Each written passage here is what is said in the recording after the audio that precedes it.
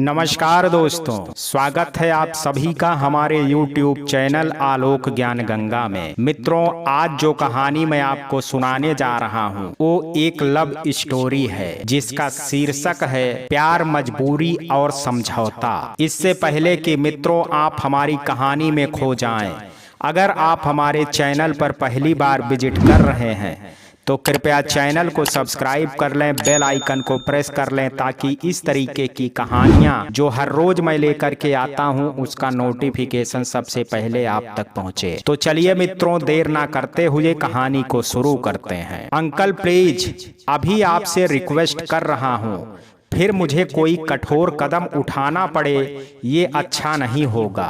आप कितने वायदे कर चुके हैं मुझे मेरे 80 लाख रुपए देने का, पर अभी तक एक पैसा नहीं मिला।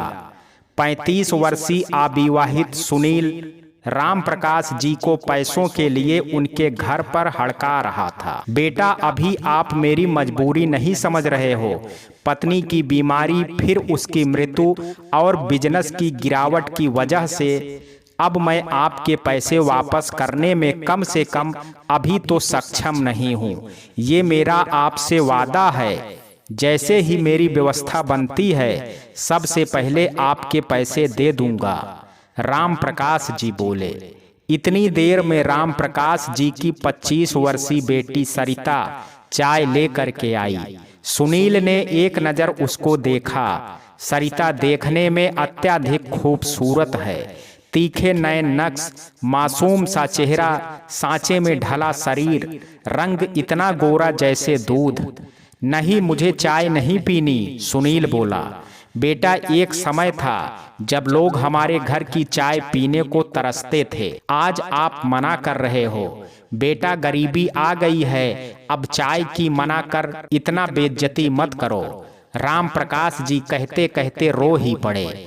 अरे अंकल, आप क्या कह रहे हो? चाय क्या अकेले पिलाओगे? कुछ बिस्किट या नमकीन तो मंगाइए, सुनील बोला। बेटा, अब कुछ मत कहो, राम प्रकाश जी भर्राए गले से बोले। चाय पीने के बाद सुनील ने अगले दिन राम प्रकाश जी को मिलने को अपने ऑफिस में बुलाया।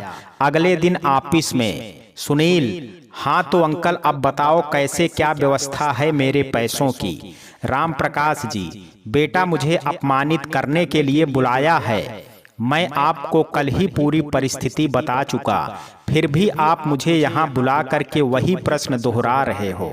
सुनील, सॉरी अंकल, आपको बुरा लगा। मैंने बुलाया तो किसी अन्य वजह से है, लेकिन कहने की हिम्मत नहीं पड़ रही है। राम प्रकाश जी, बेटा ऐसी क्या बात हो सकती है जिसके लिए आप मेरे से कहने की हिम्मत नहीं कर पा रहे हो? इस समय मैं ऐसी परिस्थिति से गुजर रहा हूं कि कोई भी मेरी बेइज्जती करके चला जाता है और मैं केवल गुस्से से हाथ मसलता रह जाता हूं। सुनील, अंकल आप पैसे से गरीब हो गए पर आत्मसम्मान तो नहीं गया है ना? यदि कोई आत्मसम्मान को ठेस पहुंचाए तो मन को बहुत वेदना होती है।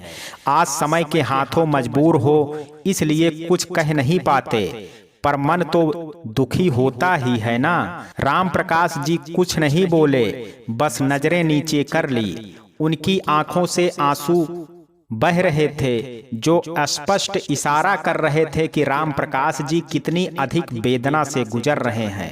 सुनील ने कहा, अंकल आपको पता ही है कि मैं इस दुनिया में बिल्कुल अकेला हूँ। वैसे बहुत रिश्तेदार हैं पर अपना कहने वाला कोई नहीं है। 3 वर्ष पहले मम्मी पापा भी साथ छोड़ करके इस दुनिया से चले गए थे, तब से तो बिल्कुल ही अकेला हूँ। मैं आपकी बेटी से शादी करना चाहता हूँ। राम प्रकाश जी ये सुन करके एकदम भौचक्के रह गए और बोले, पर सरिता से तो पूछना पड़ेगा। सुनील सर को नीचे झुका करके बोला, अब आप सोच लीजिए, यदि आप इस शादी को हो जाने देते हैं तो मैं अपने पैसे छोड़ने को तैयार हूँ। राम प्रकाश जी, मुझे सोचने का मौका चाहिए। सुनील, आप सोच लीजिए, वैसे आप फायदे में ही रहेंगे इस शादी से। केवल एक ही कमी है इस रिश्ते में कि मैं उम्र में सरिता से लगभग 8-10 वर्ष बड़ा हूँ। ये कह करके सुनील मन ही मन सोच रहे हैं, मान जाइए अंकल, नहीं तो वो फूल जैसी लड़की को आपको उल्टे सीधे घर में शादी करनी पड़ेगी। उस मासूम की जिंदगी बर्बाद हो जाएगी। यदि आप इस रिश्ते को तैयार हो जाते हैं तो मुझे मेरी ड्रीम गर्ल मिल जाएगी, आपका कर्ज खत्म हो जाएगा। मैं उस फूल सी लड़की को बहुत प्यार से रखूंगा, ये मेरा वादा है। कल जब से उसे देखा है मेरा तो दिल का चैन ही खो गया है। राम प्रकाश जी, ठीक है बेटा, मैं इस रिश्ते को तैयार हूं, पर सरिता को कोई बात नहीं पता चलनी चाहिए इस समझौते के बारे में, क्योंकि मैं नहीं चाहता कि वो जिंदगी भर इस बोझ के साथ जिए कि पापा मतलब मैंने अपने कर्ज के लिए उसकी बलि चढ़ा दी। सुनील, ठीक है अंकल, वैसे मैं भी नहीं चाहता हूँ कि उसको कुछ भी पता चले जिससे वह जिंदगी भर केवल मजबूरी में इस रिश्ते को निभाए, और मैं चाहता हूं कि आपको मेरा साथ मिल जाए जिससे आप पुनः अपने व्यापार को व्यवस्थित कर सकें और आपके आशीर्वाद से मेरा घर बस जाए और मुझे आप लोगों जैसा परिवार मिल जाए। राम प्रकाश जी ने कहा, लेकिन मुझे सरिता को कुछ तो कहना ही होगा। सुनील ने कहा, क्या सरिता को मेरे पैसों के विषय में पता है? राम प्रकाश जी ने कहा, उसे तो आपके छोड़ो किसी के पैसों के बारे में कुछ भी नहीं पता है। सुनील, तो फिर बस आप सीधे सीधे कह दो कि आप चाहते हो कि सरिता की मुझसे शादी हो जाए। अंकल, इतना वादा आपसे कर रहा हूँ, इसको इतना प्यार दूंगा कि वो जिंदगी में कभी आपको कोई शिकायत नहीं कर पाएगी। राम प्रकाश जी घर आते हैं और सरिता से बात करते हैं। सरिता जो अपने पिता का बहुत सम्मान करती है और उनकी हर बात को पिता का आदेश मानती है, तो बेमन से इस रिश्ते को हाँ कर देती है। राम प्रकाश जी मन में सोच रहे हैं कि बेटा, मुझे पता है तू इस रिश्ते से खुश नहीं है। खुश तो मैं भी नहीं हूँ, परंतु करूँ भी तो क्या करूँ, क्या मेरी मजबूरी है, तभी ये समझौता किया है। फिर राम प्रकाश जी सरिता से कहते हैं, सरिता बेटा, तू बिल्कुल चिंता मत कर, घर मेरा देखा हुआ है, बिल्कुल महल है और घर में कोई नहीं है, तू बहुत खुश रहेगी। सरिता फीकी सी मुस्कुराहट के साथ, जी पापा जी, आप सही तो कह रहे हो, पैसा तो है ही, हर इच्छा पूरी हो जाएगी। यह सुनकर के राम प्रकाश जी समझ तो जाते हैं कि बेटी का इशारा किधर है, इसलिए बहुत दुखी होते हैं, परंतु दूसरा कोई उपाय न होने के कारण वो इस रिश्ते के विरुद्ध कुछ नहीं कर पाते। निश्चित दिन सरिता विदा होकर के ससुराल में पहला कदम रखती है। ससुराल में सुनील के रिश्ते में दूर की 2-3 भाभियां सरिता को उसके कमरे में पहुंचा देती हैं। कुछ देर बाद सुनील कमरे में आते हैं और बहुत प्यार से कहते हैं, सरिता, रूम में बाथरूम अटैच है, तुम फ्रेश हो लो, नहा करके बाहर आ जाओ, नाश्ता लगा हुआ है, नाश्ता कर आराम कर लेना, पूरी रात हो गई है, थक रही होगी। सरिता ने कहा, जी सुनील, मैं जरा व्यस्त हूँ क्योंकि कुछ रिश्तेदार अभी विदा हो रहे हैं और शाम तक लगभग सभी लोग चले जाएंगे, केवल बुआ ही रह जाएंगी, वो 1 सप्ताह रुकेंगी। सरिता, जी मैं नहा करके अभी आती हूँ। सुनील बाहर चला जाता है। पूरा दिन रिश्तेदारों को विदा करने में ही बीत जाता है। रात के 9 बजे हैं। घर में सुनील, सरिता और सुनील की एक बुआ ही रह जाती हैं। सभी लोग डिनर कर चुके हैं और ड्राइंग रूम में बैठे हैं। बुआ जी ने कहा, सरिता तुम कितने भाई बहन हो? सरिता ने कहा, बुआ जी मेरा एक भाई है और मैं हूँ। बुआ जी ने कहा, तुम्हारी मम्मी? सरिता थोड़ा उदासी के साथ, जी 2 साल पहले बीमारी में उनकी डेथ हो गई थी। बुआ जी ने कहा, तुम्हारे पापा का क्या बिजनेस है? इस सवाल पर सरिता चुप रह जाती है और उसकी आंखों में मन की वेदना झलकने लगती है, परंतु सुनील बोल देता है, सुनील, दरअसल बुआ जी, सरिता के पापा जी रिटायर हो चुके हैं। पहले गवर्नमेंट सर्विस में थी, आयकर विभाग में उच्च अधिकारी थे, इसलिए पापा को मिलना जुलना था। मेरा और सरिता का संबंध मम्मी पापा और सरिता के मम्मी पापा पहले ही तय कर चुके थे। क्योंकि अपना बिजनेस अच्छा चल निकला तो सरिता के पापा जी ने सोचा कि मैं इस रिश्ते को मना कर दूंगा, तो उन्होंने दोबारा बात ही नहीं की थी। अभी एक दिन इसके पापा मेरे पास ऑफिस में आए तो मैंने ही कहा तो वो बहुत खुश हुए और शादी के लिए तैयार हो गए। बुआ जी, यानी कि सरिता के मायके वाले इतने पैसे वाले नहीं हैं, तो तू क्यों तैयार हो गया शादी को? सरिता ये सुनकर के मन ही मन दुखी होती है और अपने कमरे में चली जाती है। बुआ जी, इस लड़की में अकड़ कितनी है, सही बात कह दी तो कैसे उठ कर के चली गई। सुनील, वैसे बुआ जी आपको ऐसे नहीं कहना चाहिए था। कुछ देर बाद सुनील अपने कमरे में चला जाता है। सुनील और सरिता की प्रथम रात्रि है आज। सुनील, सरिता, रात में ये इतने भारी कपड़ों में ही सोओगी क्या? चेंज करना चाहो तो चेंज कर लो। सरिता बाथरूम में जा कर के चेंज करके नाइट गाउन पहन करके आ जाती है। सरिता बहुत ही उदासीनता के साथ, आज हमारी शादी की पहली रात है, इस रात का हर इंसान को इंतजार रहता है। मैं आपकी पत्नी हूँ, आपका मुझ पर पूरा अधिकार है, आप जो करना चाहो कर सकते हो, मैं आपको नहीं रोकूंगी। सुनील मुस्कुराते हुए, ठीक है, मेरा अधिकार है, पर आप इंसान हो, कोई वस्तु नहीं जिसको मैंने जीता हो। क्या आप उस संबंध के लिए तैयार हो? सरिता कोई जवाब नहीं देती और अपनी नजरें नीचे कर लेती है। सुनील, सबसे पहले मैं बुआ जी ने जो आपका दिल दुखाया उसके लिए क्षमा मांगता हूँ।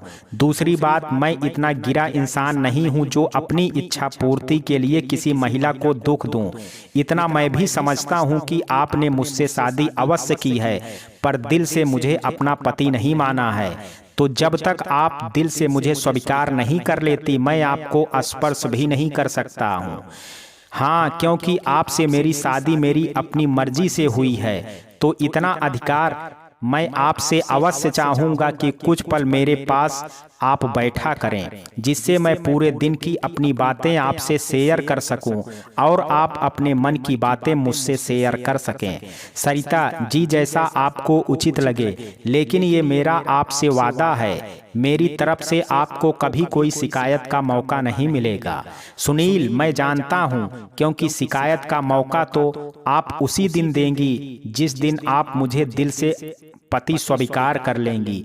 मेरी इस बात को दिल से सोचिएगा।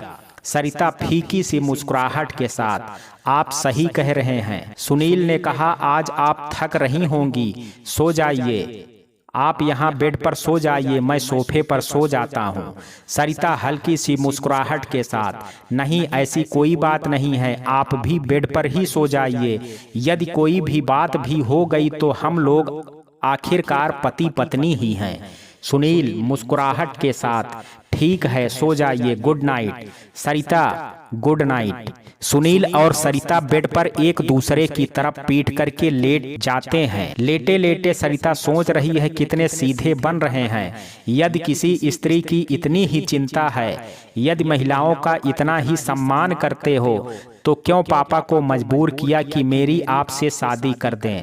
जिंदगी बर्बाद हो गई मेरी, तो मैं चाहती थी कि आगे पढ़ लिख सकूं, फिर अच्छी सी जॉब करके घर को संभाल लूं। इस इंसान ने निश्चित मेरे पापा पर दबाव बनाया होगा मुझसे शादी के लिए, और पापा इस समय आर्थिक रूप से बहुत परेशान चल रहे हैं। तो इसने क्या मुझे खरीदा है क्या? लगता तो नहीं। यदि ऐसा होता तो ये मेरे साथ जबरदस्ती करता, और फिर बुआ जी से भी क्यों झूठ बोलता? चाहता तो मुझे तभी बुआ जी के सामने अपमानित कर सकता था। समझ नहीं आ रहा है इसने मुझसे शादी ही क्यों की। सुनील सोच रहा है, सरिता, मैंने तुम पर या तुम्हारे पापा पर कोई एहसान नहीं किया, मुझे तुम पसंद आ गई थी। हो ही तुम इतना खूबसूरत, एकदम मासूम चेहरा जैसा छोटे छोटे बच्चों का होता है, गोरा रंग, एकदम स्लिम। इसलिए मैंने तुम्हारे पापा से तुमको मांगा। मुझे पता था कि तुम्हारे पापा कभी तुम्हारी शादी ठीक ढंग से नहीं कर पाएंगे। काश तुम समझ सकती। दोनों लोग ऐसे ही बातों को सोचते सोचते सो जाते हैं। अगले दिन, सुनील, सरिता, अब आज से मैं ऑफिस जाऊंगा, तुमको कोई जरूरत हो तो घर में नौकर हैं, या मुझे फोन कर लेना। सरिता, सुनील ऑफिस चला जाता है। सरिता नहा करके तैयार हो करके बाहर आती है। बाहर आ करके सरिता नाश्ता करती है और नाश्ता करने के बाद सरिता ड्राइंग रूम में बैठ करके अपना मोबाइल चला रही है। नौकर, भाभी दोपहर में खाने में क्या बनाऊं? सरिता जी, डेली जो बनता है बना लो। सरिता, डेली क्या भाभी? भैया तो दोपहर में लंच ऑफिस में ही मंगा लेते हैं, तो घर पर दोपहर में कुछ भी नहीं बनता। इतने में बुआ जी आती हैं। वो ड्राइंग रूम में सरिता को देख करके बिफर जाती हैं। बुआ जी अत्यधिक क्रोधित होते हुए कहीं, सरिता अभी तुम नई नवेली बहू हो, इस तरह अच्छा नहीं लगता है, जाओ अपने कमरे में जाओ। वैसे भी तुम्हारी औकात नहीं है इस तरह बैठने की। तुम किस घर की हो और ये कितना पैसे वाला घर है? वो तो सुनील ने जाने क्या देख करके तुमसे शादी कर बैठा। पहले इस घर लायक खुद को तैयार करो फिर बैठना यहाँ। फिर नौकर से बोली, और तू बहू से क्या पूछ रहा है? मुझसे पूछ। नौकर डरते हुए, ओ बुआ जी दोपहर के खाने के बारे में पूछ रहा था। बुआ जी, ये कल की आई छोरी क्या बता पाएगी? तू दाल रोटी चावल और एक सब्जी बना ले। नौकर, बुआ जी भैया से भी पूछ लो कि उनकी टिफिन ऑफिस में जाएगा क्या? बुआ जी, हाँ ठीक है, अभी पूछती हूँ। इतनी देर में सरिता अपने कमरे में चली जाती है। उसको बुआ जी का व्यवहार बहुत खराब लगा। उसकी आंखों में आंसू हैं। कमरे में सरिता अपने और अपने परिवार के अतीत के बारे में सोचने लगती है। वो आज से लगभग 10 वर्ष पूर्व सोचने लगती है, कितना बड़ा बंगला था, तब 3 तो गाड़ियां थी, मुंह से आवाज निकलने की देरी थी, पापा तुरंत चीज मंगा देते थे। सरिता, पापा मुझे इस दीपावली पर 10,000 की ड्रेस चाहिए। राम प्रकाश जी, हाँ हाँ बेटी बिल्कुल लो, जो तेरी इच्छा हो ले लेना। तभी कहीं से किसी के गिरने की आवाज आती है। सरिता और राम प्रकाश जी आवाज की दिशा की ओर भागते हैं। वहां सरिता जी की मम्मी कमला देवी जमीन पर बेहोश पड़ी हैं। राम प्रकाश जी कमला देवी को आवाज लगाते हैं, परंतु कमला देवी कोई प्रतिक्रिया नहीं देती। फिर राम प्रकाश जी कमला देवी के चेहरे पर पानी छिड़कते हैं, जिससे कमला देवी को होश आता है। राम प्रकाश जी कमला देवी को सहारा दे करके कमरे में लेटा देते हैं। राम प्रकाश जी, क्या हुआ कमला जी, आप गिरी कैसे? कमला देवी ने कहा, पता नहीं, मुझे एकदम चक्कर आया और मैं गिरती चली गई। सरिता ने कहा, पापा आप मम्मी को डॉक्टर को दिखा करके लाओ ना। कमला देवी, अरे मुझे कुछ नहीं हुआ है, बस जरा सा चक्कर ही तो आ गया था तो मैं गिर पड़ी।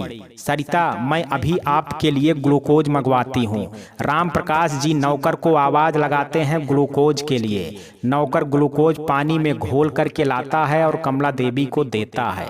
कमला देवी सरिता से, क्यों रे, तू क्या कह रही थी? पापा से तुझे दीपावली पर 10,000 की ड्रेस चाहिए, पागल है क्या? क्या करोगी इतने महंगे ड्रेस का? सरिता, मुझे चाहिए तो चाहिए बस, और ये मेरे और पापा की बात है, आपको क्या मतलब है? राम प्रकाश जी ने कहा, अरे लेने दो ना, बच्ची है, नहीं लेगी तो कौन लेगा? और आप लेंगे? इन बच्चों की उम्र है, अभी मजे लेने दो, फिर क्या बड़े हो जाएंगे तब तो कौन जिद करता है? कमला देवी, आपने ज्यादा छूट दे रखी है, लड़की है, हर जिद पूरी नहीं की जाती है। कितनी ड्रेस इसकी अलमारी में पड़ी है, देखो तो, बस जिद है लेने की तो चाहिए। सरिता, हाँ चाहिए मेरे को, नहीं तो मैं दीपावली पूजन पर पुराने कपड़े पहन लूंगी, होली के जैसे। राम प्रकाश जी बोले, अरे हाँ ले लेना बस, अब शांत हो जा। सरिता और सरिता के भाई संदीप ने राम प्रकाश जी और कमला देवी के साथ मन भर करके शॉपिंग की। सरिता ने एक की जगह 2 ड्रेस ली और संदीप ने भी जीन्स और शर्ट के अतिरिक्त नए जूते भी जिद में खरीदे। दीपावली का दिन आ गया था। कमला देवी को सुबह से अच्छा नहीं लग रहा था। उनको रह रह करके चक्कर आ रहे थे, परंतु उन्होंने किसी को कुछ नहीं बताया। नौकरों से भरा घर था तो कमला देवी नौकरों को आदेश देती जा रही थी। नौकर काम निपटाते जा रहे थे। धीरे धीरे शाम का पूजन का समय आ गया। राम प्रकाश जी अपनी फैक्ट्री का पूजन कर घर आ गए थे और घर के पूजन की व्यवस्था देख रहे थे। आज सरिता ने जो ड्रेस पहनी थी उसमें वो बहुत खूबसूरत लग रही थी। रंग तो उसका गोरा है ही, उस पर उसने मल्टी कलर का सिंगल पीस इवनिंग गाउन पहना था। उसे ड्रेस में वो किसी देश की राजकुमारी जैसे लग रही थी। कुछ मिनटों में राम प्रकाश जी ने सभी को पूजन के लिए बुलाया। कमला देवी जैसे ही पूजन के लिए आई, उनको चक्कर आए और वो गिर पड़ी। बस ये अच्छा हुआ कि वो बेहोश नहीं हुई। राम प्रकाश जी, अरे क्या हुआ कमला जी? कमला देवी खड़ी होते हुई बोली, अरे कुछ नहीं हुआ, ये सरिता है, जाने कब अक्ल आएगी। वहां बास बेसिन मर इसने हाथ धोए थे तो वहां पानी फैल रहा है तो मेरा पैर फिसल गया था। सरिता, मम्मी कहाँ है पानी? बिल्कुल तो सूखा पड़ा है, आपको तो आदत हो गई है मुझे डांटने की। कमला देवी ने कहा, बेटा तुझे इसलिए डांटती हूँ क्योंकि तुझे दूसरे घर जाना है। कल को मैं नहीं रही तो कौन सिखाएगा ये सब? राम प्रकाश जी नाराज होते हुए बोले, क्या कमला जी, आप पूजन के समय ऐसी अपशगुन की बातें क्यों कर रही हैं? मरे हमारे दुश्मन, आपको तो 100 साल जीना है। अभी सरिता की, संदीप की, सभी की शादी करोगी, फिर इनके बच्चों की शादी करोगी, तब हम दोनों एक साथ चलेंगे भगवान के पास। सरिता अत्यधिक क्रोध में, आप लोगों को मरने के अलावा और कोई बात नहीं है? पूजन करने बैठे हो या ये सब? राम प्रकाश जी और कमला देवी, ओके ओके सॉरी बेटा, चलो पूजन शुरू करते हैं। सभी लोग खुशी हंसी से दीपावली का त्योहार मनाते हैं। आज सभी के मनपसंद का खाना बना है। खाना खा करके सरिता और संदीप बाहर गार्डन में पटाखे जला रहे थे। एक तरफ राम प्रकाश जी और कमला देवी बैठे हैं। कमला देवी, ए छोरी इतनी बड़ी हो गई लेकिन बचपना नहीं गया। राम प्रकाश जी ने कहा, आप ये कैसे कह सकती हो? बहुत समझदार है मेरी बच्ची। कमला देवी मुस्कुरा देती हैं। कमला देवी ने कहा, सुनिए, यहाँ पटाखे चल रहे हैं, इसके धुएं से मुझे दिक्कत हो रही है। यदि आप लोगों को कोई समस्या ना हो तो मैं अंदर चली जाऊं। राम प्रकाश जी, अरे इसमें कैसी दिक्कत है, आप जाओ आराम करो। दीपावली के अगले दिन यानी गोवर्धन पूजा की सुबह कमला देवी बहुत देर में उठी। राम प्रकाश जी, कमला जी को कोई परेशानी हो रही है तो बताइए तो सही। कमला देवी ने कहा, जी कल से तबीयत ठीक नहीं लग रही है, बार बार चक्कर आ रहे हैं, आज तो कमजोरी भी बहुत महसूस हो रही है। राम प्रकाश जी, आप लेट जाओ, 11 बजे डॉक्टर को दिखाने चलेंगे। कमला देवी ने कहा, जी ठीक है, मैं थोड़ी देर और आराम कर रही हूँ, आप सरिता को बुला दो जरा। राम प्रकाश जी सरिता को बुलाते हैं। कमरे में केवल कमला देवी और सरिता हैं। कमला देवी ने कहा, सरिता बेटा, पता नहीं मुझे डर सा लग रहा है। सरिता ने कहा, कैसा डर मम्मी? कमला देवी ने कहा, बेटा ऐसा लग रहा है जैसे मेरी जिंदगी पूरी हो गई है। सरिता ने कहा, क्या मम्मी, आप तो कल से मरने की बात पर अटक करके रह गई हो, कुछ नहीं हो रहा है आपको? उठो और आज गोवर्धन पूजा है, लड्डू गोपाल का नाम लो, सब अच्छा होगा। कमला देवी सरिता की बात सुन करके धीरे से मुस्कुरा दी। 11 बजे राम प्रकाश जी कमला देवी को डॉक्टर को दिखाने के लिए ले गए।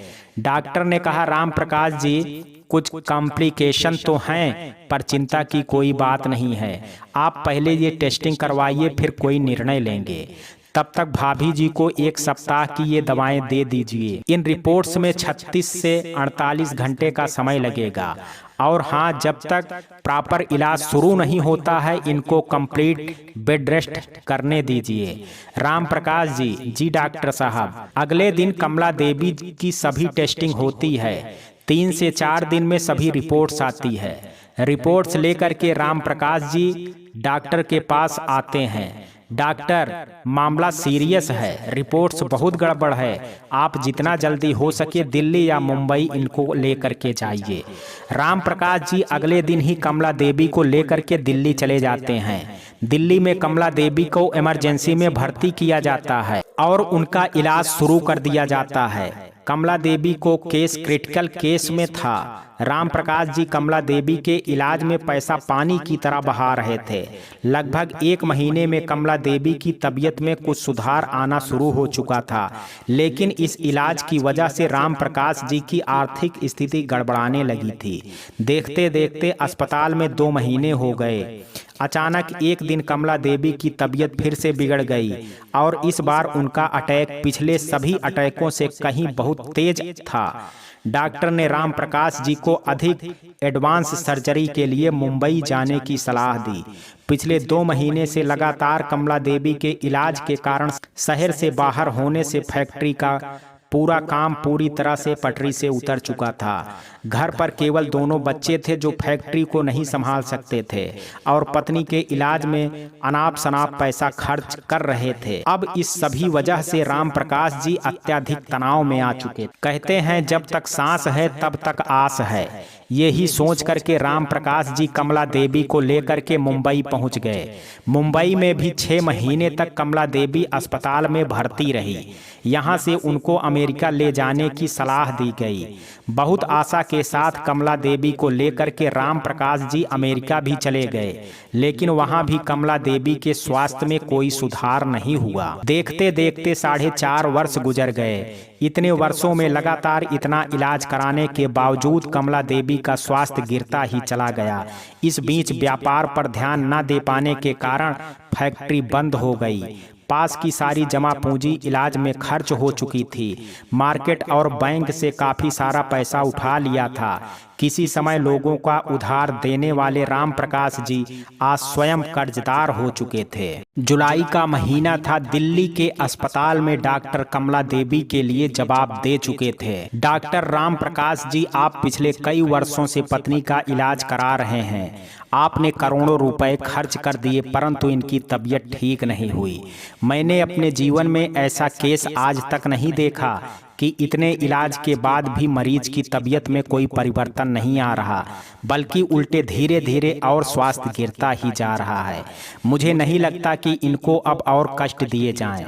आपको इनको घर ले जाना चाहिए। जो ये चाहें करने दीजिए, जो खाना चाहें खिलाइए। कुल मिलाकर के राम प्रकाश जी, मैं उस प्रभु के सामने हार चुका हूँ। भारी मन से राम प्रकाश जी कमला देवी को घर ले आते हैं। जितनी व्यवस्था घर पर वो कर सकते थे उतनी कर दी। अब पुनः उन्होंने फैक्ट्री को शुरू करना चाहते हैं, परंतु आर्थिक समस्या खड़ी हो चुकी है। बैंक से अब और अधिक लोन मिलने की संभावना खत्म हो चुकी है, तो अपने संबंधों के आधार पर मार्केट से मोटा पैसा उठा लेते हैं। परंतु अभी राम प्रकाश जी के बुरे दिन खत्म नहीं हुए हैं, बल्कि ये तो शुरुआत थी।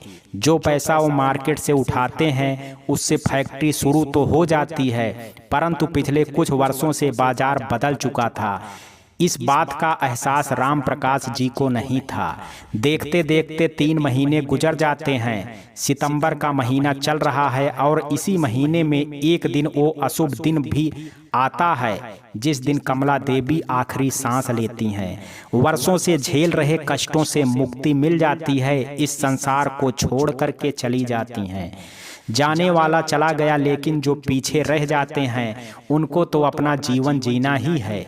चाहे जाने वाले के दुख में दुखी रहें या जाने वाले को भूल करके आगे बढ़ने का प्रयत्न करें। राम प्रकाश जी ने भी दोनों बच्चों के खातिर अब कमला देवी को भूल करके आगे बढ़ने का निश्चय किया। परंतु ये समाज बहुत जालिम है। हर व्यक्ति कमजोर को दबा करके स्वयं आगे बढ़ना चाहता है। राम प्रकाश जी के साथ ये ही हो रहा था, क्योंकि आर्थिक रूप से बहुत टूट चुके थे और इसी कारण बार बार पैसों की समस्या के कारण अब उनका काम आए दिन रुक जाता था। इधर जिन लोगों का पैसा राम प्रकाश जी पर था वो पैसा वापस मांग रहे थे। पिछले कई महीनों से बैंक की ब्याज तक नहीं गई थी, तो बैंक अलग दबाव बना रही थी। बहुत प्रयास के बाद भी राम प्रकाश जी फैक्ट्री को सुचारू रूप से नहीं चला पा रहे थे। दिवाली का त्योहार है। अभी कमला देवी को गए केवल 1.5 महीना ही हुआ है। घर में बहुत अधिक आर्थिक समस्या है। बच्चों में समय से पहले समझदारी आ चुकी है। 20 वर्षीय सरिता ने दीपावली पर नई ड्रेस के लिए मना कर दिया है। उसने कह दिया कि मम्मी को गए अभी 1.5 महीना हुआ है, इसलिए मैं दीपावली नहीं मना रही हूँ और पूजन का समय साधारण कपड़े जो डेली में पहनती है वही पहनेगी। उसी को देख करके 15 वर्षीय संदीप ने भी नए कपड़ों के लिए मना कर दिया है। दीपावली पूजन कर राम प्रकाश जी तथा दोनों बच्चे सरिता और संदीप बैठे हैं। सभी के मन में दीपावली को कोई उत्साह नहीं है और तीनों लोगों को आज कमला देवी की बहुत याद आ रही है। कुछ देर बाद सरिता, पापा जी खाना लगा दूं? राम प्रकाश जी मायूसी के साथ, नहीं बेटा भूख नहीं लग रही है, तुम दोनों खा लो, मैं सोने जा रहा हूं। सरिता, पापा त्योहार के दिन ऐसे अपसेट मत रहिए, और आप खाना नहीं खाएंगे तो हम लोग भी खाना नहीं खा पाएंगे। राम प्रकाश जी कमला देवी को याद करके उनकी आंखों में आंसू आ गए। राम प्रकाश जी, सरिता बेटा एक काम कर, सभी का खाना एक साथ ले आ, अपने सभी लोग एक साथ ही खाना खा लेंगे। सरिता ठीक है पापा। सरिता और संदीप मिलकर के खाना खाने लगे। खाना खा करके सभी लोग अपने अपने कमरों में सोने चले गए।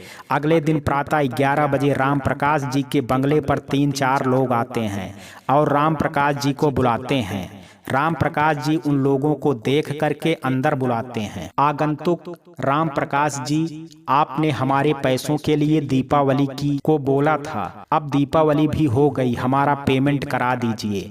राम प्रकाश जी, भाई साहब आपको पता ही है, अभी महीना भर पहले मेरी पत्नी का स्वर्गवास हुआ है, अब मैंने दोबारा फैक्ट्री शुरू की है, थोड़ा सा समय और दो, आपके पैसे मैं ब्याज सहित जरूर दे दूंगा।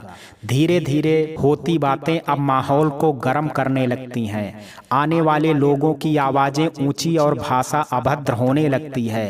राम प्रकाश जी सर झुकाए बैठे हैं। आने वाले बहुत गलत तरीके से बोल रहे हैं। अंत में आने वाले सभी लोग 1 सप्ताह का समय देकर के चले जाते हैं और जाते जाते कह जाते हैं कि यदि 1 सप्ताह में पेमेंट ना हुआ तो राम प्रकाश जी को कहीं मुंह दिखाने लायक नहीं छोड़ेंगे। राम प्रकाश जी स्वयं को काफी अपमानित महसूस कर रहे हैं। दोनों बच्चे सरिता और संदीप गुमसुम से उनके पास खड़े हैं। कोई कुछ समझ ही नहीं पा रहा है कि क्या किया जाए।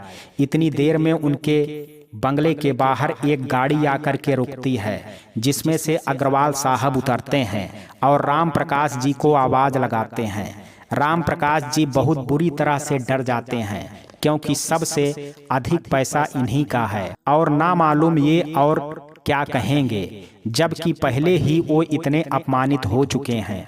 संदीप को भेज करके अग्रवाल साहब को राम प्रकाश जी अंदर बुलाते हैं और उनके सामने हाथ जोड़ करके खड़े हो जाते हैं। राम प्रकाश जी भर्राए गले से, भाई साहब अभी मेरे पास कोई व्यवस्था नहीं है, हो सके तो कुछ समय दे दीजिए। अग्रवाल साहब, मैंने आपसे पैसा मांगा है क्या मैं आपको इतना नीच आदमी लगता हूँ कि मेरा एक मित्र इतनी परेशानी में है और तब भी उसको इतने बड़े त्योहार पर अपमानित करूं। राम प्रकाश जी की आंखों में आंसू आ जाते हैं। वो आगे बढ़ करके उनके पैरों में गिरने वाले होते हैं, तभी अग्रवाल साहब उनको गले लगा लेते हैं। अग्रवाल साहब, राम प्रकाश जी, माना मैं आपसे बड़ा हूँ, छोटे भाई के नाते पैर छू सकते हो, पर किसी एहसान से दब करके नहीं। और ये मिठाई है दीपावली की, आपके और आपके परिवार के लिए। अंदर सरिता सभी बातों को सुन लेती है और वो चाय लेकर के आती है। उसके मासूम से चेहरे पर अभी कुछ देर पहले राम प्रकाश जी के अपमानित होने की पीड़ा, माँ के ना होने का गम और आर्थिक परेशानियां सभी झलक रही हैं, लेकिन इसके बावजूद उसका सौंदर्य अलग ही आभा बिखेर रहा है। अग्रवाल साहब, राम प्रकाश जी कोई बात हुई है क्या? राम प्रकाश जी दुखी मन से, नहीं कोई बात नहीं है। संदीप, नहीं अंकल, बहुत कुछ हुआ है अभी आपके आने से पहले। अग्रवाल साहब ने कहा, राम प्रकाश जी मुझे सब पता चल गया है, अभी वो तीनों आपसे बहुत बदतमीजी करके गए हैं, उसमें एक मेरा भी मिलने वाला है, उसी ने फोन करके मुझे बताया था और इसलिए आपके पास आया हूँ। चिंता मत कीजिए, सब ठीक कर दूंगा, बस आप परसों मुझे मिलो। राम प्रकाश जी, ठीक है भाई साहब। अग्रवाल साहब चाय पी करके चले जाते हैं। पूरा परिवार राहत की सांस लेता है। सरिता, पापा अब क्या करना है? राम प्रकाश जी, परसों इनसे मिल करके निर्णय लूंगा क्या करना है। तीसरे दिन राम प्रकाश जी अग्रवाल साहब को मिलने जाते हैं। अग्रवाल साहब ने कहा, राम प्रकाश जी, यदि कोई सलाह दूं तो मानोगे? बुरा तो नहीं मानोगे मेरी सलाह को? राम प्रकाश जी, आप सलाह तो दीजिए। अग्रवाल साहब ने कहा, यदि आप अपना बंगला बेच दें और एक छोटे से फ्लैट में शिफ्ट हो जाएं, तो आपको मार्केट और बैंक दोनों का कर्ज खत्म हो जाएगा। हाँ, ये हो सकता है कि आपके पास फैक्ट्री चलाने के लिए रनिंग कैपिटल की सर्किट रहे, तो उसका सेटअप मैं करा दूंगा और मेरे पैसों की टेंशन मत लेना। राम प्रकाश जी विचार मग्न हो जाते हैं। अग्रवाल साहब, इतना बड़ा डिसीजन ऐसे मत लीजिए। घर जाइए, शांति से सोचिए, बच्चों से सलाह लीजिए और फिर निर्णय लीजिए। राम प्रकाश जी घर आकर के दोनों बच्चों को सारी बात बताते हैं। सरिता, पापा, अग्रवाल अंकल की बात तो सही है। यदि हम लोग किसी 2 बेडरूम फ्लैट में शिफ्ट हो जाएं और इस बंगले को निकाल दें तो हम लोग कर्ज मुक्त हो जाएंगे। फिर फैक्ट्री को दोबारा स्टैंड कर सकते हैं। क्या दोबारा बंगला नहीं खरीद पाएंगे? संदीप, यदि ऐसा नहीं हुआ तो? सरिता, पागल, यदि ऐसा नहीं हुआ तो हम लोग वैसे ही बर्बाद हुए जा रहे हैं। जिन लोग का पैसा है वो लोग हमको चैन से रहने नहीं देंगे, और बिना पैसों के फैक्ट्री चलेगी कैसे? फिर तो फैक्ट्री भी हाथ से जाएगी और ये घर भी। राम प्रकाश जी, सरिता तेरी बात तो सही है। कल ही दोबारा अग्रवाल साहब से बात करके सेटिंग करता हूँ। अगले दिन राम प्रकाश जी अग्रवाल साहब से मिलकर के बंगले को बेचने और कर्जदारों की परेशानी से बचाने की कहते हैं। अग्रवाल साहब, राम प्रकाश जी आप चिंता ना करें, अब आपके पास कोई नहीं आएगा और फैक्ट्री को शुरू करने की व्यवस्था करो। तैयार माल मैं सेल कराऊंगा। राम प्रकाश जी चले जाते हैं। अग्रवाल साहब अपने खास स्टाफ को बुला करके राम प्रकाश जी से संबंधित सभी व्यवस्थाएं करने को कहते हैं। तभी उनके मोबाइल पर एक कॉल आती है जिसे देख करके वो बहुत खुश होते हैं। अग्रवाल साहब, हाँ बेटा, कब आ रहे हो? बेटा, पापा कल की फ्लाइट है, परसों तक पहुंच जाऊंगा। अग्रवाल साहब ने कहा, इस बार दीपावली तुम्हारे बिना ही मनानी पड़ रही है। बेटा, पापा मेरी ऐसी मजबूरी हो गई कि मैं क्या बताऊं। अग्रवाल साहब ने कहा, चल कोई बात नहीं, 3 दिन बाद बेटा आता है। अग्रवाल साहब, कैसा रहा तेरा टूर? बेटे ने कहा, बहुत शानदार। आप ये मान करके चलिए कि सेटिंग बन गई है, अब तो माल देखना है कैसे तैयार होगा। अग्रवाल साहब ने कहा, वो मैंने सेटिंग कर ली है। बेटा, आपको क्या पहले से पता था जो आपने सेटिंग कर ली थी? अग्रवाल साहब ने कहा, बेटा, किसी टाइम का कोई बहुत सफल व्यक्ति, उस पर कुछ ऐसे समय की मार पड़ी कि वो बिल्कुल सड़क पर आ गया है। उसी की हेल्प करेंगे और तैयार माल लेंगे, जिससे हमारा काम भी होगा और उनको हेल्प भी हो जाएगी। बेटा, जैसा आप उचित समझो पिताजी। अग्रवाल साहब ने कहा, एक बात और बेटा, उनकी एक बेटी है, बहुत ही प्यारी लड़की है। मैं तेरे लिए सोच रहा हूँ। बेटा, पापा कुछ दिन रुको, मेरा ये प्रोजेक्ट पूरा होने दो, फिर करूँगा शादी। अग्रवाल साहब ने कहा, जैसी तेरी मर्जी। अगले कुछ दिनों में ही राम प्रकाश जी का बंगला बिक जाता है और वे बैंक और मार्केट का पैसा वापस कर देते हैं। अग्रवाल साहब की हेल्प से उनकी फैक्ट्री भी चल निकलती है। राम प्रकाश जी की फैक्ट्री का पूरा माल अग्रवाल साहब का बेटा सेल करवा रहा था। धीरे धीरे 2 वर्ष बीत गए। संयोग ऐसा था कि अभी तक राम प्रकाश जी की अग्रवाल साहब के बेटे से एक मुलाकात भी नहीं हुई थी। इधर अग्रवाल साहब की सहायता से राम प्रकाश जी का व्यापार कुछ लाइन पर आने लगा था। हालांकि पूरी तरह लाइन पर आया नहीं था, लेकिन तभी अचानक एक दिन एक बहुत बुरी खबर आई। अग्रवाल साहब और उनकी पत्नी का एक विभत्स सड़क दुर्घटना में निधन हो गया। इस खबर से राम प्रकाश जी बहुत बुरी तरह से टूट गए। ये झटका राम प्रकाश जी के लिए बहुत भारी पड़ा। देखते ही देखते राम प्रकाश जी अब पहले से भी बुरी स्थिति में आ गए। राम प्रकाश जी ने अब अपनी फैक्ट्री भी बेच दी और घर में ही समय व्यतीत करने लगे। एक दिन सुनील घर आए। उन्होंने राम प्रकाश जी पर दबाव बना करके सरिता से शादी कर ली। इतनी देर में किसी ने सरिता को आवाज़ लगाई। उस आवाज़ को सुन करके सरिता की तंद्रा भंग हुई और अतीत से निकल करके वर्तमान में लौट आई। सामने सुनील खड़े थे। सुनील, कहाँ खो गई थी? सरिता, कुछ नहीं। सुनील ने कहा, रात के 8 बज रहे हैं। स्टाफ बता रहा था कि तुम सुबह 12 बजे से कमरे में हो। चलो अब खाना खा लो। सरिता ने बहुत दुखी मन से कहा, मुझे भूख नहीं है। सुनील ने कहा, ओके। कह करके सुनील चला जाता है। कुछ देर में सुनील फिर आता है। उसके साथ नौकर हैं। वो खाने की थाली ले करके आए हैं। सुनील ने कहा, चलो मुंह खोलो। सरिता ने, सच में मुझे भूख नहीं है। सुनील ने कहा, यदि तुम चाहती हो कि मैं भी भूखा सो जाऊं तो बात अलग है, नहीं तो जल्दी से मुंह खोलो। सुनील की जिद के आगे सरिता को खाना खाना पड़ता है। सरिता को ये जिद अच्छी भी लगी पर दिल से स्वीकार नहीं कर पा रही थी सुनील। अगले दिन सुनील सुबह एक मीटिंग के कारण जल्दी ऑफिस चला गया। सुनील के जाने के कुछ देर बाद सरिता रूम से बाहर आई। रूम से बाहर आते ही सामने बुआ जी पड़ गई। सरिता को देखते ही बुआ जी की आंखें चढ़ गई। पता नहीं बुआ जी सरिता से क्यों चिढ़ती हैं। शायद उनकी बहू उनका सम्मान नहीं करती, इसलिए उनको कहीं ना कहीं मन में सरिता के लिए भी गलत धारणा थी। या सरिता निर्धन घर की थी, इसलिए या सरिता बेहद खूबसूरत थी, जिससे उनके मन में एक हीन भावना थी अपनी बहू को लेकर के। बुआ जी, सरिता, तुमको इतनी भी तमीज नहीं है कि तुम्हारे पति को जल्दी ऑफिस जाना है तो तुमको जल्दी तैयार हो जाना चाहिए, जिससे तुम उसको समय से नाश्ता दे सको। सरिता, बुआ जी, इन्होंने मना कर दिया था, कहा था कि वो ऑफिस में ही नाश्ता कर लेंगे। बुआ जी अत्यधिक क्रोध से बोले, उसके कहने से क्या मतलब? तुम अपना कर्तव्य निभाओगी या नहीं और मुझे जवाब दे रही हो? बिल्कुल तमीज नहीं है। होगी भी कैसे? तुम्हारी माँ तो नहीं, कौन सिखाता तुमको तमीज? मुझे नफरत है तुम्हारी शकल से, हट जाओ मेरे सामने से, अब शकल भी मत दिखाना मुझे।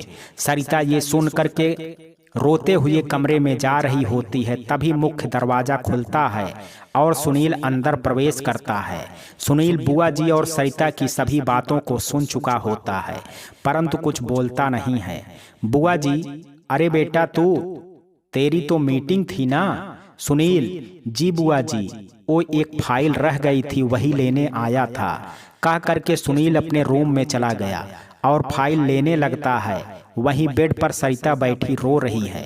सुनील ने कहा, सरिता, मैं बुआ जी की ओर से माफी मांगता हूँ, प्लीज रो मत। सरिता रोते हुए, मेरी गलती क्या है? क्या मैंने आपसे जबरदस्ती विवाह किया था? आपकी और पापा की क्या बात हुई मुझे नहीं पता, पर मैं तैयार नहीं थी। फिर भी पापा की जिद में या पापा की किसी मजबूरी में मैंने स्वयं से समझौता कर लिया, अपना ये ही भाग्य मान करके आपसे विवाह कर लिया। पर अब मुझे इस घर से जाने की आज्ञा दे दो प्लीज। सुनील अब एकदम चुप, रोते हुए, आप अच्छी नहीं लगती, बाकी मैं शाम को बात करता हूँ, अभी प्लीज चुप हो जाओ। मुझे दोस्त मान करके ही सही, इतना बात मान लो और चुप हो जाओ। सरिता बहुत परेशान सी होती है। ठीक है, लेकिन अब से कमरे से बाहर नहीं जाऊंगी। सुनील, ओके, मैं अभी नौकरों से कह देता हूँ तुमको नाश्ता और खाना सब यहीं दे दें। सुनील ये कह करके बाहर आता है और नौकर से सरिता का नाश्ता और खाना कमरे में देने को कह देता है।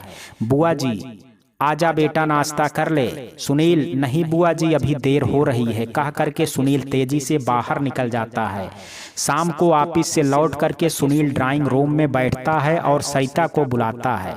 सुनील को आया देख करके बुआ जी भी ड्राइंग रूम में आ जाती हैं। सुनील का ड्राइवर, जो कि सुनील के ऑफिस से आने के बाद कार खड़ी करके चला जाता था, वो वहीं खड़ा हुआ है।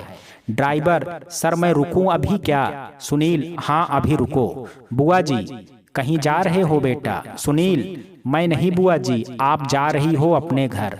बुआ जी ये सुन करके अवाक रह जाती हैं। बुआ जी, लेकिन बेटा मैंने आज जाने के लिए नहीं बोला था ना। सुनील, बुआ जी आपने खाना खा लिया या नहीं?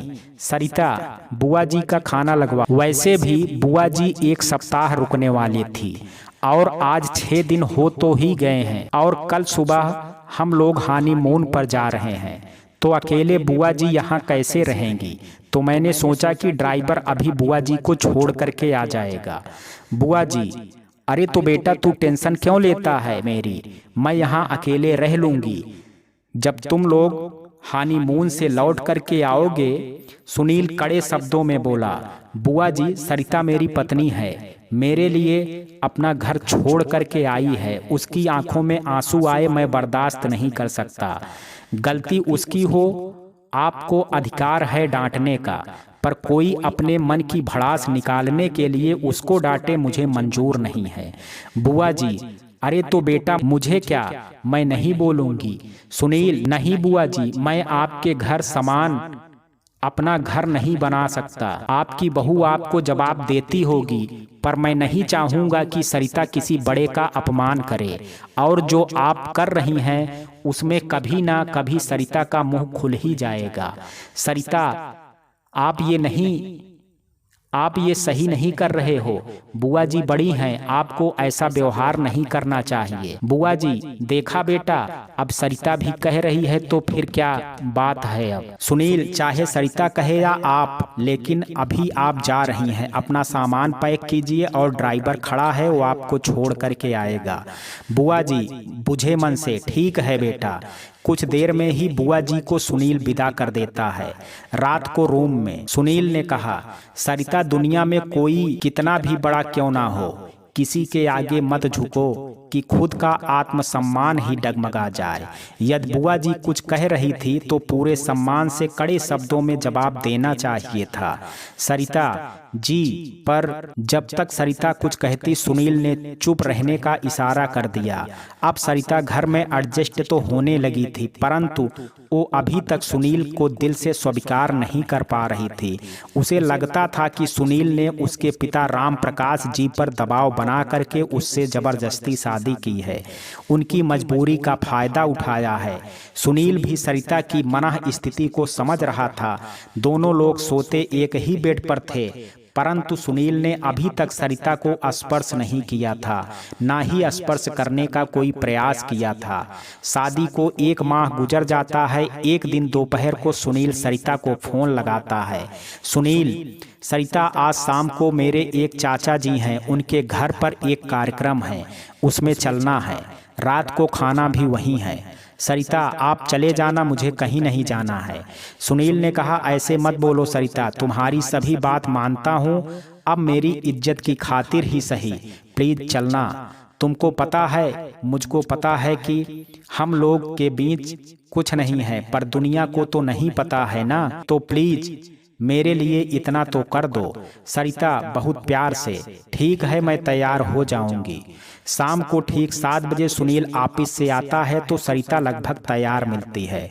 सुनील ने कहा, थैंक यू सरिता मेरी बात मानने के लिए। सरिता मुस्कुरा देती है और कहती है, सरिता, इसमें थैंक्स की क्या बात है, ये तो मेरा फर्ज है। जो व्यक्ति मेरा पूरा सम्मान करता है तो मेरा भी तो फर्ज बनता है कि उसके सम्मान के लिए उसके साथ खड़ी रहूं। सुनील उसकी बात को सुनकर के मुस्कुरा देता है। सुनील, बहुत सुंदर लग रही हो, सरिता ने मुस्कुराते हुए कहा। सच्ची? सुनील ने कहा, सच में। सरिता ने थैंक्स कहा। सुनील ने कहा, यार थैंक्स ना कहो, भले ही हम लोगों के बीच कुछ नहीं है, पर फिर भी हो तो तुम मेरी ही, कभी तो मेरे दिल की भावना को समझोगी। सरिता मुस्कुरा देती है। इतनी देर में सुनील भी तैयार हो जाता है। रास्ते में सुनील, सुनो, कल संडे है और आज सभी लोग मिलेंगे, तुमको सभी से मिलाने में जरा लेट हो जाएगा, कोई प्रॉब्लम तो नहीं है तुमको? सरिता ने कहा, मुझे कोई प्रॉब्लम नहीं है, पर फिर भी सुबह जल्दी उठने को मत कहना। सुनील, नहीं कहूँगा, बस। दोनों लोग चाचा जी के यहाँ कार्यक्रम में पहुँचते हैं। वहाँ पर बुआ जी और उनका बेटा बहू भी आए हुए हैं। सरिता आज बहुत ही खूबसूरत लग रही है, जबकि बुआ जी की बहू सरिता की तुलना में कहीं भी नहीं है। आज बुआ जी सरिता की खूबसूरती देख करके और भी ज़्यादा चिढ़ जाती हैं और उसको अपमानित करने का मौका ढूंढ रही हैं।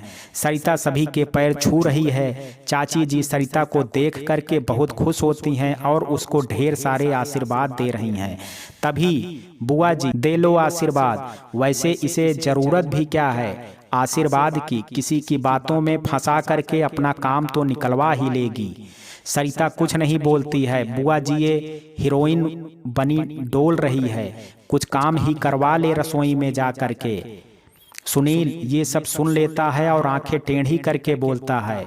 सुनील ने कहा, बुआ जी आपसे बोला था ना सरिता से संभाल करके बोलना, वो किचन में नहीं जाएगी। चाचा जी और चाची जी ने इतनी भी व्यवस्था नहीं की तो क्या बुलाया खाने पर। और सरिता मेरी पत्नी है, मेरा सम्मान है वो। यदि कोई उसका अपमान करता है तो वो मेरा अपमान कर रहा है। जहाँ मेरा अपमान होगा वहाँ मैं एक पल भी रुकना आवश्यक नहीं समझता। चलो सरिता।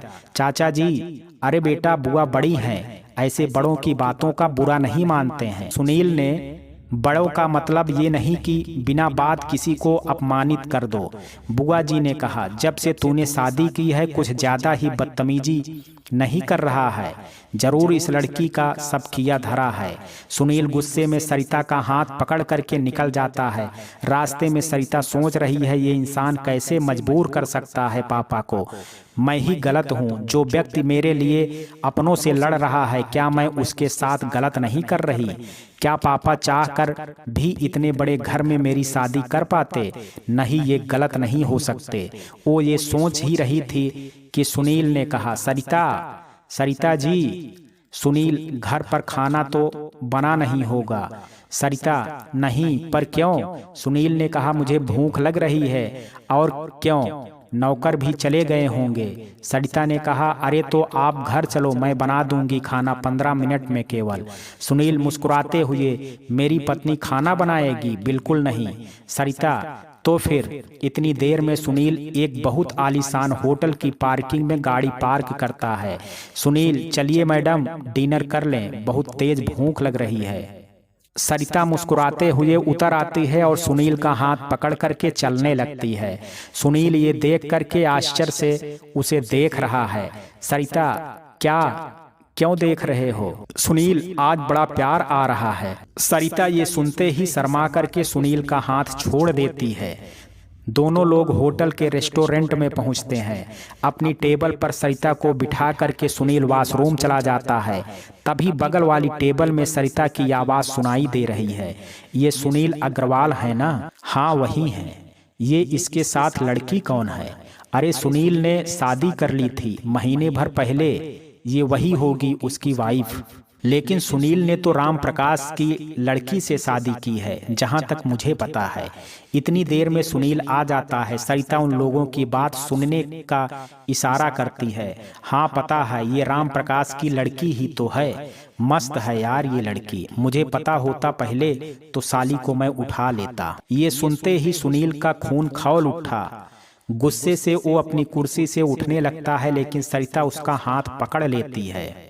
कल राम प्रकाश पर दबाव बनाऊंगा कि तेरा दामाद इतना बड़ा पैसे वाला है, मेरे पैसे दे आज ही। सुनील को ये सब सुन करके बहुत गुस्सा आ रहा होता है। सरिता समझ जाती है कि यदि यहाँ से नहीं उठा गया तो अभी लड़ाई हो जाएगी। सरिता, सुनिए, कहीं और चलें, यहाँ अच्छा नहीं लग रहा है। सुनील एक झटके से उठ जाता है। चलो। दोनों लोग एक छोटे से रेस्टोरेंट में खाना खा करके घर पहुंचते हैं। सुनील गुस्से में, सरिता सच सच बताना पापा पर कितना कर्ज है? सरिता सुनील का मुंह देख रही है। पापा पर मेरे अनुसार कोई कर्ज नहीं है। सुनील चुप रहता है, परंतु गुस्से से उसे देख रहा है। सरिता पहली बार ऐसा महसूस कर रही है। अगले दिन संडे है। सुनील राम प्रकाश जी को फोन करके अपने घर बुलाता है। सुनील, पापा जी सच सच बताना आप पर कितना कर्ज है, मार्केट और बैंक का? राम प्रकाश जी, बेटा एक बार जब आपके पापा जी ने हेल्प की थी तो मैं कर्ज मुक्त हो चुका था, पर उनके जाने के बाद जब तुमसे डीलिंग की सेटअप नहीं बना तो फिर से वही सब कुछ हो गया। फैक्ट्री बंद हो गई पर कर्ज मुक्त नहीं हो सका। सुनील, अब आप केवल इतना बताओ कि कितना पैसा देना है और आज से आप लोग यहीं रहेंगे। राम प्रकाश जी, बेटी के घर? नहीं बेटा। सुनील, क्या मुझे इतना अधिकार भी नहीं कि मेरे पिता और संदीप जैसे छोटा भाई मेरे बिजनेस में हेल्प करें और मेरे साथ मेरे घर में रहें? राम प्रकाश जी, बेटा तुम तो अपने पापा से भी 2 कदम आगे हो। उन्होंने तो मेरी हेल्प की थी कर्ज मुक्त होने में, तुमने तो मेरा कर्ज ही अपने सर पर ले लिया। सरिता, इनके पापा मतलब किसकी कह रहे हो आप? राम प्रकाश जी, अग्रवाल साहब। सरिता क्या? सरिता ये सब सुन करके अवाक रह जाती है। उसका मुंह खुला का खुला रह जाता है और वो धम्म से सोफे पर बैठती है।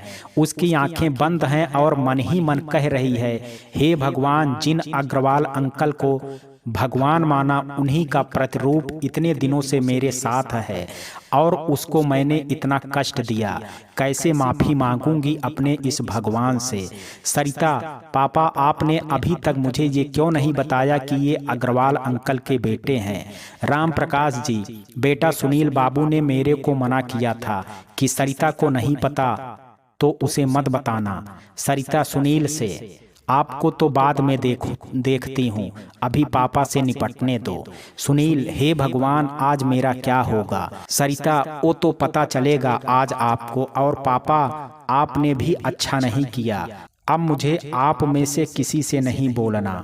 राम प्रकाश जी, अरे बेटा गुस्सा क्यों हो रही है? पहले ये तो पूछ कि तेरे से ये सब क्यों छिपाया। सरिता, अब ये भी तो बता दो क्यों छिपाया। सुनील ने कहा, मैं ये बात पहले बता करके ना तो पापा की मजबूरी का फायदा उठाना चाहता था और ना मैं ये चाहता था कि तुम पापा के कर्ज की वजह से समझौता करो। मैं तुमको जीतना नहीं, अपना बनाना चाहता था। मैं चाहता था कि तुम्हारा दिल जीतूं। तुम स्वयं मेरे पास आओ, ना कि तुम समझौता करके स्वयं के शरीर को मेरे हवाले कर दो और तुम्हारी आत्मा हर दिन तिल तिल करके मरे। मैं तुमको प्यार से जीतना चाहता था। सरिता ने गुस्से में घूर करके सुनील की तरफ देखा। इधर राम प्रकाश जी भी कुछ दिनों से सुनील के घर में शिफ्ट होने को तैयार हो जाते हैं। रात का समय है। राम प्रकाश जी और सुनील खाना खा करके अपने फ्लैट पर चले जाते हैं। रूम में, सरिता, आज से आप सोफे पर सोएंगे। सुनील, क्यों? लेकिन क्यों? अब तो सभी बातें क्लियर हो गई हैं। सरिता, तभी तो आपकी ये सजा है। सुनील, और मैं ये ना मानूं तो? सरिता ने कहा, मुझे पता है आप मानोगे। सुनील, आज नहीं मानूंगा। सरिता मुस्कुराते हुए, ऐसा क्यों? सुनील ने कहा, क्योंकि आप कुछ कह रही हो और आपकी आंखें कुछ और। सरिता, क्या कह रही हैं मेरी आंखें? सुनील, वो कह रही हैं कि तुम आज स्वयं को मुझे समर्पित करना चाहती हो। सरिता, ऐसा कुछ नहीं है। सुनील, सोच लो। सरिता कुछ नहीं बोलती। सुनील सरिता को अपनी तरफ खींच लेता है और सरिता भी मुस्कुराते हुए सुनील के सीने से लग जाती है। तो मित्रों, ये कहानी आपको कैसी लगी? आप अपनी राय मुझे कमेंट बॉक्स में जरूर दीजिएगा। वीडियो अगर पसंद आया हो तो वीडियो को लाइक, शेयर और चैनल को सब्सक्राइब करना ना भूलें। कल मिलते हैं एक नई कहानी के साथ। तब तक के लिए जय हिंद, जय भारत।